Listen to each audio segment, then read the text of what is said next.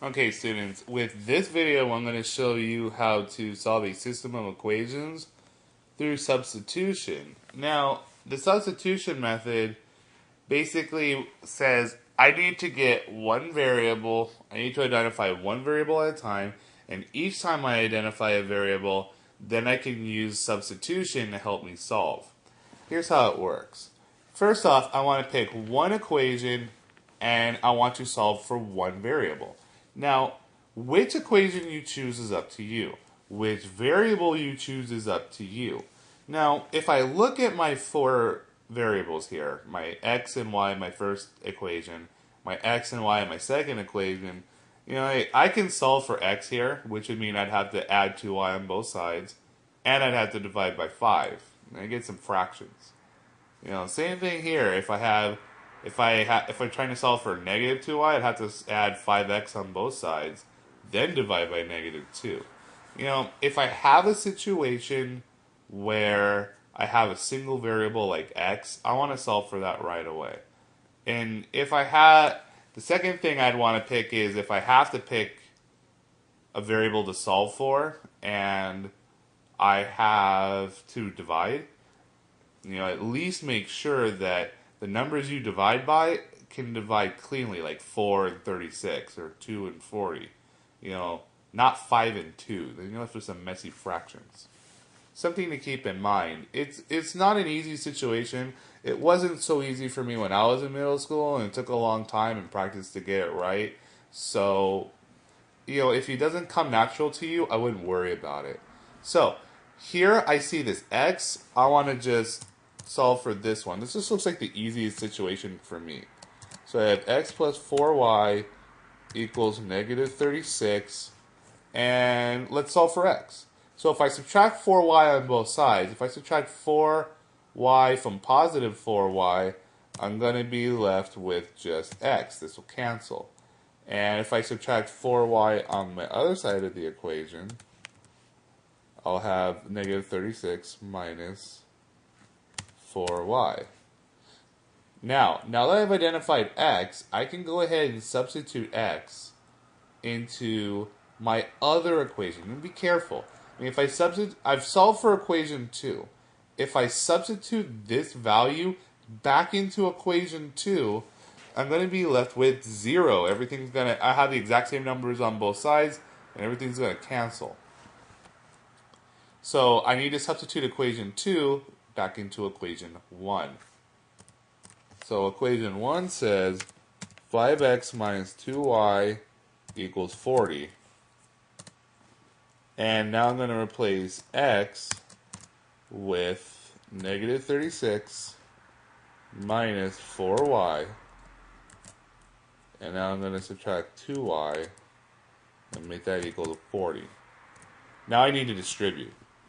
So you have these parentheses here. So let's set up our multiplication. I have 5 times negative 36 plus 5 times negative 4y minus 2y equals 40. 5 times negative 36 is negative 180. 5 times negative 4y, negative 20y, minus 2y equals 40.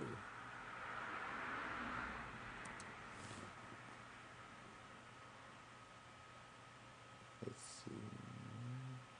Okay, from here I have 2 y's on the left side of the equation. I'm going to go ahead and add those. So I have negative 180 minus 22y, and I got that because I have negative 20y's and I have another negative 2y's. I have negative 22y's total. Equals 40. If I subtract 180, or if I add 180 on each side, I'll get this 180 to cancel. So negative 180 plus 180, whoops, equals nothing. I'll be left with negative 22y. And if I add 180 on the other side of my equation, I'll be left with 220. if I divide negative 22 on both sides, negative 22 divided by negative 22 is just 1. I'm left with y. Negative 22 divided by negative 220 is negative 10. Well, so now that I figured out what y is, now I can use that information and I can substitute into any equation I want to and figure out what x is. And you know what? I think I'll pick my second equation again. And just the reason that I picked my second equation is because, I don't know, everything looks positive right here. So, or, as a different idea, you know, I solved for x here, and this equation still works. I have x and y. And the reason that I would pick this is because, well, if I substitute for y right here, all the numbers are on the right side of my equation. And I can just add or subtract. I can multiply first. Then add or subtract, and I'm done. I don't have to do any solving. Watch. So what I would do is, I would copy this equation. And now I would place y with negative 10.